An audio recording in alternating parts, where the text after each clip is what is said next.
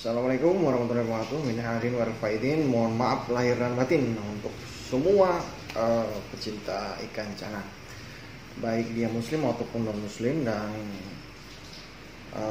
saya mohon maaf ya atas kesalahan-kesalahan saya, baik dari lisan ucapan ataupun tindakan saya, dari yang sengaja maupun tidak disengaja. Jadi saya mohon maaf di hari besar ini, Lebaran. Ini hari ini Lebaran ketiga ya. Lebaran ketiga, mungkin banyak kawan-kawan yang masih terjebak di pas pulang kampung kemarin atau mudik, atau mungkin tidak sempat mudik gara-gara penyekatan. Ya, mudah-mudahan kita bisa mengambil hikmah dari semua ini. Dan juga saya mengucapkan prihatin yang luar biasa dan belasungkawa terhadap gugurnya para syuhada yang ada di Palestina, perang antara Israel dan Palestina di Al-Quds atau Masjid Al-Aqsa maupun di sekitarnya, dan mudah-mudahan ini bisa terlewati dan cepat. Dan untuk sekedar meluruskan sedikit ya, ini keluar sedikit, bahwa sebenarnya apa yang terjadi di Palestina itu adalah penggusuran dari umat Islam dan Kristen sebenarnya, dan Kristen yang ada di Palestina oleh bangsa Yahudi. Jadi kesannya kalau di berita medsos itu atau di media seolah-olah itu hanya Muslim yang diperangi oleh Kristen, tidak, oleh Yahudi, tidak. Itu yang diperangi oleh mereka itu adalah Islam dan Kristen. Jadi di Palestina itu sejak dahulu Islam dan Kristen itu hidup bersebelahan dengan damai. Begitu masuk bangsa Yahudi, mereka mulai digerogoti pelan-pelan sampai dikuasai sampai saat ini. Tanahnya banyak dirampas oleh mereka. Itulah fakta yang terjadi. Sedikit meluruskan, keluar dari cana. Oke. Saya juga mohon maaf kemarin beberapa waktu, mungkin 3 minggu kali ya, 3 mingguan lebih, hampir sebulan tidak ada update karena memang menjelang hari raya selama bulan puasa itu setiap tahun di sini luar biasa kesibukannya istri. Dia punya bisnisnya urusan itu kue. Jadi kebetulan istri itu dia produksi kue ya, jadi buat takjil atau bukaan dan kue kering buat Lebaran. Jadi sampai kita juga ikut repot ya. Jadi saya abaikan dulu urusan channel. Jadi saya mohon maaf. Nah, mungkin setelah ini lebih free, lebih nyaman. Nah, saya bisa lebih sering ya, lebih sering untuk mempost hal-hal terbaru. Dan enaknya kalau sekarang itu kan kita bisa sambil ngerokok, ya. Kalau kemarin-kemarin nggak bisa. Itu enaknya, hanya bersabar kawan-kawan ya. Untuk postingan sekarang kita melanjutkan yang trik dan tips persiapan untuk kontes, tips dan triknya. Jadi ini kawan-kawan kalau mau ikut kontes jangan khawatir kalaupun ikannya tidak sebagus yang ekspektasi kalian harus kontes begini tidak. Cukup mengikuti kriteria aja. Misalkan bunga, minimal dia di setiap barnya ada. Walaupun tidak perlu full sebadan semua. Minimal di setiap barnya itu ada. Karena belum tentu menang yang full bunga itu. Kadang-kadang dia bisa mager. Full bunga rata-rata besar size-nya. Dia ikut jumbo biasanya. Nah, untuk yang kelas medium 30, 40 kalian bisa cukup minimal bunganya ada di setiap bar dan warna merah. Ya oranye juga nggak apa-apa lah untuk daerah Jawa. Nah, sekarang yang kita maksimalkan adalah poin mengenai adaptasi yang poinnya 10. Kalau yang lain kan 5 ya. Dan jangan lupa juga struktur bodinya harus sempurna ya, sirip, dorsal, fin atas bawah, terus ekor, terus sirip dayung harus sempurna, bersih, tidak ada cacat. Minimal 1 poin sudah secara fisik sempurna. Terus warna ya tidak perlu merah-merah amat, yang oranye juga masih masuk lah. Untuk bunga minimal di setiap bar ada, tinggal memaksimalkan nanti kegalakannya. Nah, untuk galak nanti juga kita akan bantu treatment supaya mudah adaptasi.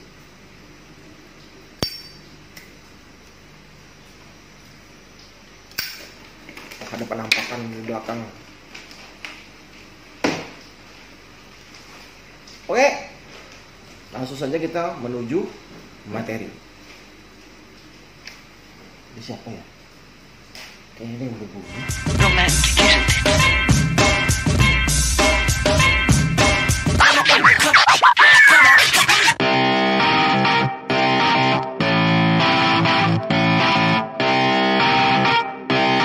Shut up and sit down. Ya, kita langsung saja ke materi. Dan biasanya kontes itu dilangsungkan selama 4 atau 5 hari ya, bahkan ada yang 6 hari. Dari proses water in dan fish in yang biasanya dimulai di hari Rabu, Kamis, Jumat. Terus scoring atau penilaian di hari Sabtu, dan acara puncak itu di hari Minggu.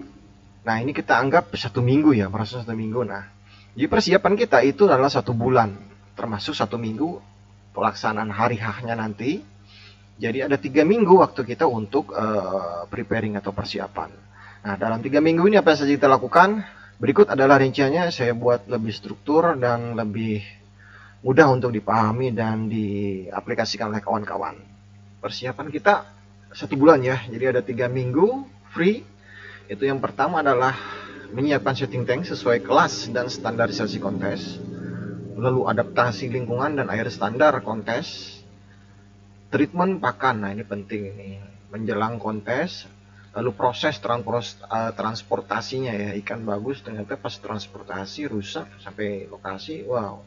Dan terakhir adalah teknis proses water dan fishing. Pada tahapan minggu pertama yang harus disiapkan adalah pertama, menyiapkan tank sesuai kelas ikan yang diikuti dengan berkomunikasi langsung kepada panitia kontes. Jadi kontak langsung ya sama panitia. Kita ambil contoh, misalkan ambil kelas red maru, size-nya misalkan 30 cm, kurang lebih ya 30 atau 35, menyesuaikan kebutuhan panitia yang disediakan. Itu tanyakan kepada panitia itu ukuran tanknya berapa, size-nya ya. Kalaupun tidak mendapatkan informasi yang detail atau yang fix yang tetap, setidaknya yang mendekati. Jadi begitu dapat informasi, begitu juga tanyakan mengenai air ya. Air yang digunakan apa standar di sana? Apakah air galon atau air pegunungan? Tapi pada dasarnya sih umum ya. Air galon ataupun air pegunungan pH-nya 7 sampai 8 kurang lebih. Itu sih umum. Jadi yang lebih yang harus didapatkan adalah size dari tank. Setelah Anda mendapatkan ukuran tank, langkah selanjutnya adalah membuat tank sesuai dengan standar yang disediakan. Misalkan 70 kali 50 atau 80 kali 50. Soalnya begini, kadang-kadang panitia itu kalau mereka kehabisan dana,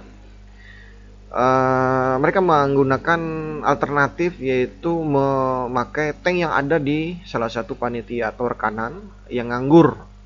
Jadi makanya kadang-kadang di sebuah acara itu ada yang tanknya beda-beda, ada yang beda gitu, nggak semua sama gitu. Ya karena kadang-kadang kan keuangan dari panitia relatif ya, terutama yang leadber kan biasanya nggak begitu ada dananya. Nah itu gunakan informasinya sebaik mungkin. Setelah itu Anda buat, setelah dibuat sesuai standar, biasanya polosan semua, total polosan. Letakkan tank tersebut di tengah ruangan. Kenapa di tengah ruangan? Karena biasanya di dalam kontes itu posisi tank itu bisa dilihat secara keliling. Secara keliling artinya bisa diputar 360 derajat ya. Kadang-kadang seperti itu. Kena posisi di tengah ya bisa keliling. Kena posisi di pojokan atau di salah satu sudut, satu sisi, ya mungkin hanya satu sisi bisa melihatnya. Karena kita tidak tahu posisinya yang di mana, ya ambil aja posisi yang di tengah yang bisa dilihat secara 360 derajat atau keliling. Setelah itu, siapkan air standar kontes. Nah, bisa gunakan air galon ya, ukuran pH 7 sampai 8, bebas aja. Asalkan itu aman buat ikan. Teknisnya untuk air ini itu memakan waktu 3 hari. Kenapa 3 hari? Agar endapan nih, pasti ada endapan, cuman dia tidak kasat mata gitu loh, tidak terlihat. Partikel-partikel di dalam air itu kan macam-macam. Biar dia tenang dulu airnya 3 hari baru masukkan ikan. Ya ingat 3 hari, jangan langsung dimasukin air langsung masuk ikannya, karena resiko ikan kaget, shocknya itu, atau bahasanya, ya shock ya, kaget itu cukup tinggi. Walaupun ikan kita sudah terbiasa, tapi bagaimanapun pH 7,8 dengan air baru itu pasti akan menimbulkan dampak. Nah, ini memakan waktu ya, dari konsultasi ke panitia, terus pembuatan tanknya 1-2 hari, terus masukin air 3 hari, didiamkan, kan itu memakan waktu. Jadi kurang lebih 1 minggu. Nah, ini apa yang kita siapkan dalam minggu pertama. Masuk ke minggu kedua, kita masukkan ikan dalam tank ya. Terus kita observasi selama 2-3 hari. Karena tiap ikan beda-beda ya, secara mentalitas maupun fisik. Begitu dia masuk ke tank baru, walaupun cuma sebelahan, maksudnya tidak antar kota atau tidak melalui perjalanan, hanya beberapa 1 meter dari tank sebelumnya dipindah gitu, dia tetap pasti akan adaptasi ulang karena airnya beda kan, pH 7-8, dan itu air baru, pasti dia akan adaptasi ulang, penyesuaian. Resikonya sakit, iya betul, ada resiko sakit, makanya harus diendapkan selama 3 hari supaya air benar-benar steril dan bersih ya, aman dari virus atau bakteri. Nah, terus setelah selama observasi selama 2-3 hari itu apa yang kita lakukan? Hari pertama wajib puasa. Pada saat dia baru masuk tank wajib puasa. Hari kedua mulai dikasih ikan hidup.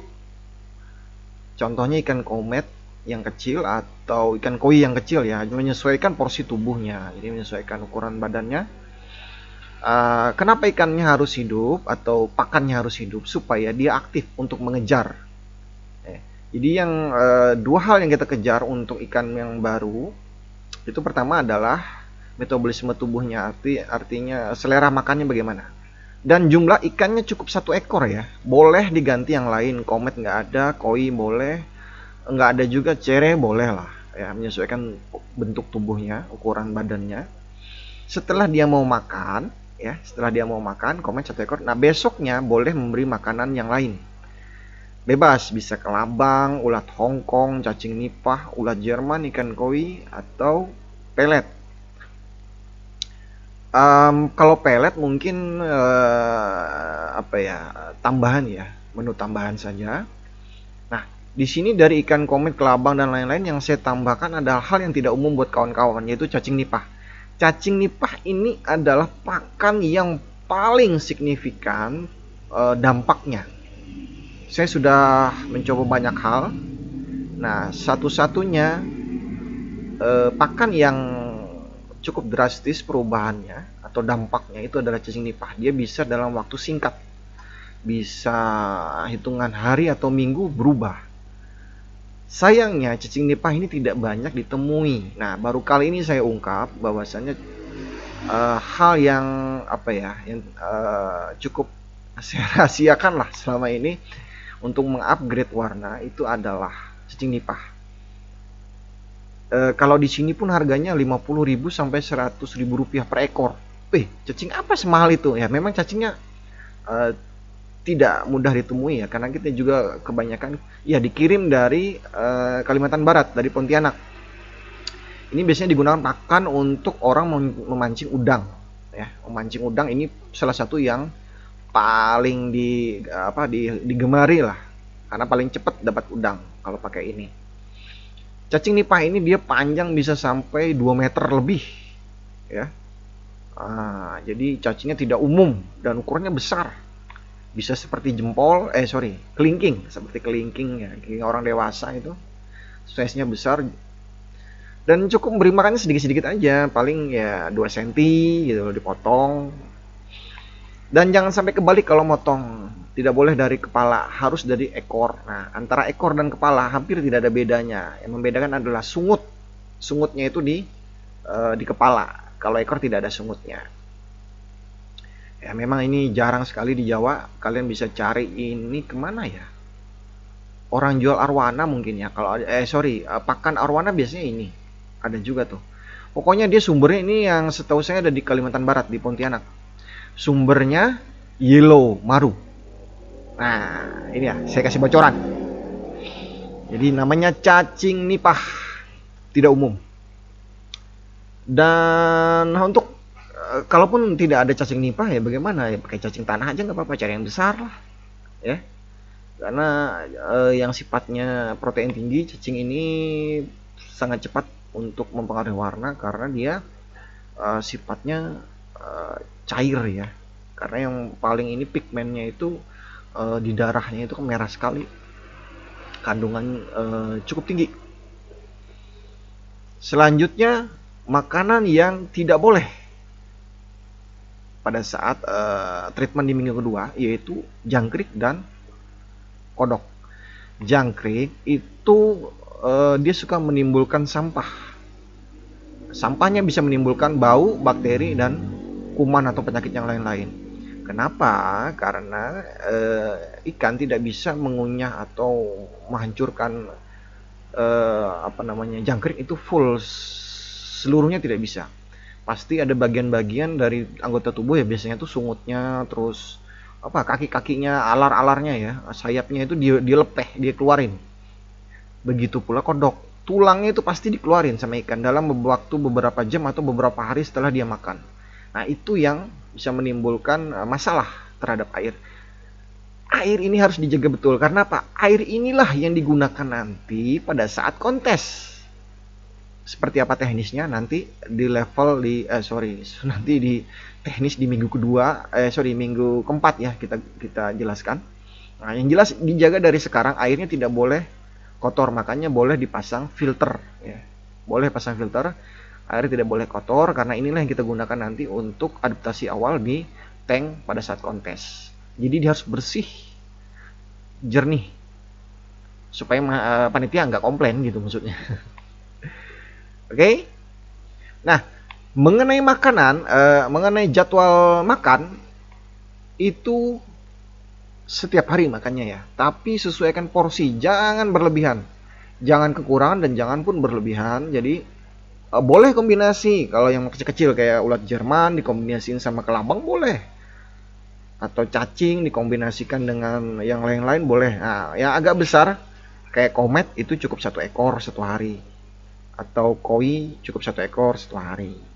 Soalnya kita menjaga supaya ikan ini nutrisinya terpenuhi, tapi tidak overweight, tidak terlalu berat, lemaknya tidak terlalu banyak, supaya proporsional ya, proporsional secara gizi, seimbang gizi terpenuhi, tapi juga tidak menambah bebat tidak menambah kandungan lemak yang berlebih. Kalau kodok itu banyak lemak ya sebenarnya. Dan boleh juga di minggu kedua ini sudah mulai dilatih dengan responnya ya. Respon ikan harus dilatih pelan-pelan, jangan terburu-buru, pelan-pelan aja. Yang penting dia sehat, mau makan, metabolisme normal, dia mengeluarkan feses atau kotoran. Nah, jadi tandanya ikan normal di air yang baru ini dalam minggu kedua. Itu catatan pentingnya, metabolismenya normal dan air bisa terjaga. Tentunya juga ikan masih doyan makan. Di minggu ketiga prosesnya itu sama seperti minggu kedua ya. Jadi melanjutkan pola makan yang ada di minggu kedua. Nah, tetap jaga gizi seimbang dan sesuai porsi. Terus dan selanjutnya lebih intensif lagi ya, melatih respon ikan. Jadi lebih tiap hari dilatih ikannya, gerakannya. Jangan sampai dia banyak mager ya. Jadi galaknya kita latih supaya dia merespon. Mengenai hal ini boleh menggunakan kaca, tetapi jangan terlalu banyak. Karena pada saat penilaian panitia tidak menggunakan kaca untuk memancing atau menstimulus respon ikan. Jadi cukup gerakan tangan atau gerakan wajah ya. Jadi dari dekat, karena tim penilai itu kan dia dari dekat tank itu depan ikan. Nah, coba dilatih seperti itu. Jadi gerakan wajah atau gerakan kepala maksudnya di depan tank, dia ngikut, itu bagus sekali. Nah, kenapa ikan ini makannya harus tidak boleh berlebih? Soalnya nanti pada saat di kontes itu kan setelah fish in, ikan tidak boleh dikasih makan. Nah, kita harapkan pada saat penilaian kan dia aktif. Jadi kita harapkan 2 hal nanti yang akan muncul. Pertama, dia merespon karena lapar, galaknya karena lapar, dan dia memang galak ya, dia memang merespon gitu. Jadi 2 hal itu makin kuat kan kalau dikombinasikan. Nah, mudah-mudahan itu berhasil ya nanti. Terus yang ketiga adalah penggunaan heater. Kalau penggunaan heater ini disesuaikan dengan kondisi lingkungan. Misalkan acaranya atau kontesnya di Kota Bandung yang dingin, sementara kalian ada di Jawa Tengah atau di Jawa Timur yang lebih panas. Itu komunikasikan dengan panitia, lebih baiknya begitu. Saya tidak tahu teknisnya nanti, karena bisa saja panitia melarang menggunakan heater, atau boleh sebelumnya boleh, tapi pada saat itu pada saat penilaian bisa saja itu tidak digunakan. Jadi komunikasikan dulu lah dengan panitia supaya lebih paham. Dan yang kita perlu jaga di minggu ketiga ini, ikan jangan sampai sakit. Kalau ikan sakit ya buyar, mana sempat lagi penyembuhinnya kalau seminggu ke depan sudah ada ngikutin kontes. Jadi hati-hati, jaga betul ikannya, jangan sampai sakit, atau mungkin dia terluka, cedera gara-gara misalkan kaget ya, gerakan kaget.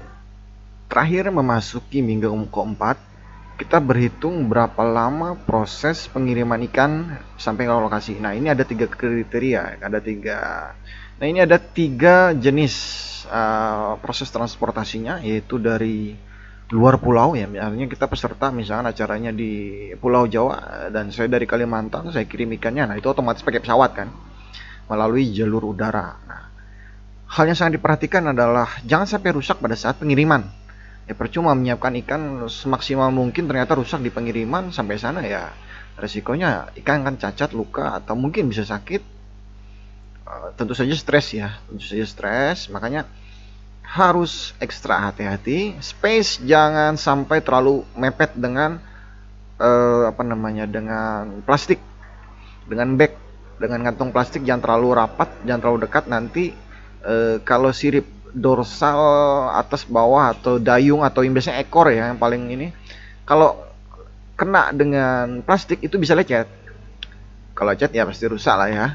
Idealnya satu box itu 1 ikan saja, kecuali boxnya cukup besar. Nah, itu bisa 2 ekor ya idealnya, supaya aman, benar-benar aman, dan dikasih pembatas supaya ikan tidak saling melihat kalau misalkan dalam satu box ada 2 ekor ikan. Untuk yang peserta luar kota, nah ini biasanya perjalanan darat. Nah, teknisnya juga sama, amankan space ikan ya, supaya tidak terlalu rapat dengan kantong plastik. Begitu juga yang peserta tuan rumah, yang hanya beberapa menit dari lokasi rumah sampai ke tempat kontes. Jadi dari ketiga ini yang membedakan adalah jarak. Jadi jarak tempuh membedakan. Otomatis yang paling jauh adalah yang paling resiko lelahnya paling tinggi. Nah, kalau misalkan yang lewat pesawat, kalau bisa jeda waktunya cukup untuk ikan istirahatnya. Artinya begitu nanti pada saat unboxing ya, pada saat teknis unboxing ikan itu, untuk yang dengan perjalanan jauh menggunakan pesawat, punya waktu setidaknya 3 hari sebelum menuju menuju tempat kontes. Jadi 3 hari ya, minimal 3 hari, karena kalau dibikin 1 hari besok nyampe langsung ke lokasi itu ikan kan kelelahan. 2 hari itu pas-pasan ya, ideal 3 hari. Jadi ditenangkan dulu, taruh dalam box. Yang lebih enak tenang tuh di dalam box, jangan langsung di tank, taruh di dalam box, kasih air dan ketapang udah cukup. Terus untuk yang perjalanan hanya beberapa jam lalu luar kota juga sama ya, ditaruh dulu di dalam box, ditutup rapat, terus kasih waktu minimal 2 hari. 2 hari cukup untuk memberi waktu ikannya untuk istirahat dulu. Terus kalau yang untuk peserta yang tuan rumah yang hanya beberapa menit, itu sih bebas aja ya, soalnya ikan nggak terlalu stres. Hanya nanti pada saat sampai pun ditenangkan beberapa menit atau 1 jam di dalam box, jangan langsung cemplungin dalam tank. Nah, selanjutnya yang ketiga adalah teknis water in. Nah, ini yang ketiga adalah teknis water in ya, artinya caranya bagaimana? Di minggu pertama, di minggu kedua, dan di minggu ketiga kita menjaga air supaya bersih. Makanan jangan terlalu berlebihan, kalau ada sampah diangkat atau sisa makanan diangkat, terus air difilter. Kenapa? Air inilah yang akan kita gunakan nanti di kontes. Kita ambil bagian yang bersih, yang jernihnya. Jangan menggunakan gayung ya, karena kalau pakai gayung itu akan ada riak air sehingga geladaknya atau endapannya naik. Idealnya gunakan selang. Jadi menggunakan selang diisap, gunakan air yang jernihnya saja, yang bersih saja. Jadi selang digunakan di tengah-tengah ketinggian air, di tengah-tengah tank ya. Kita ambil cukup 1 galon.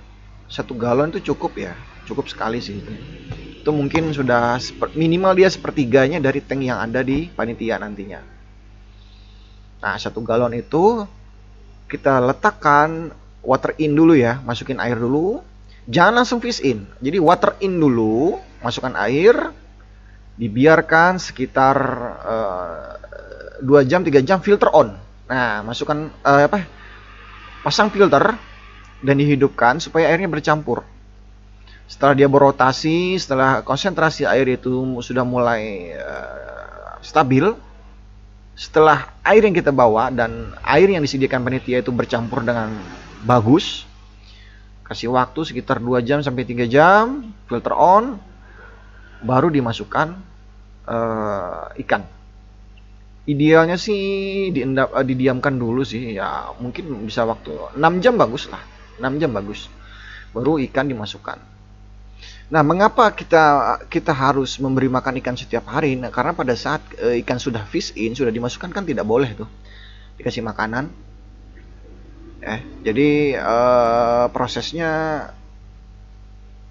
3 hari atau 2 hari itu ikan kan puasa ya, otomatis dia tidak makan, dia puasa. Nah mudah-mudahan karena dia puasa, dia akan lebih responsif karena kombinasi 2 hal tadi ya, karena dia lapar dan memang kita latih untuk galak. Nah jadi 2 hal itu akan semakin powerful dalam satu momen yang mudah-mudahan di Sabtunya, di penilaiannya, ikan bisa lebih perform sesuai keinginan kita. Ya, itulah hal-hal yang bisa saya sampaikan ke kawan-kawan untuk dicoba atau diaplikasikan menjelang kontes ya, untuk persiapan. Cermati pelan-pelan, terus dilakukan secara hati-hati dan konsisten ya. Jadi mudah-mudahan ini bisa membantu kawan-kawan untuk persiapan yang ingin ikut kontes atau yang tadinya ikut kontes beberapa kali tapi masih mencari pola atau mencari langkah-langkah treatment. Nah ini mudah-mudahan bisa membantu. Oke, di akhir video akan saya sampaikan ikan-ikan yang ready di tempat saya ya, karena terlalu banyak pertanyaan WA yang ke sini yang minta informasi ikan stoknya apa aja yang ready. Dan ingat, saya di sini khusus partai, tidak satuan, karena satuan ongkirnya luar biasa, nggak masuk hitungannya. Di khusus partai, kalau satuan bisa tapi yang size besar. Kalau yang baby enggak. Jadi yang ready di sini adalah size 11, 12, 13 dan ada juga yang 17, 18 ya. Biasanya buat bahan-bahan kontes yang kelas-kelas junior. Ya, inilah sekilas yang ada di sini. Nah, memang masih banyak juga yang lain tapi ini aja yang cukup saya sampaikan. Kurang lebihnya saya minta maaf. Thank you dan semoga bermanfaat. Assalamualaikum warahmatullahi wabarakatuh.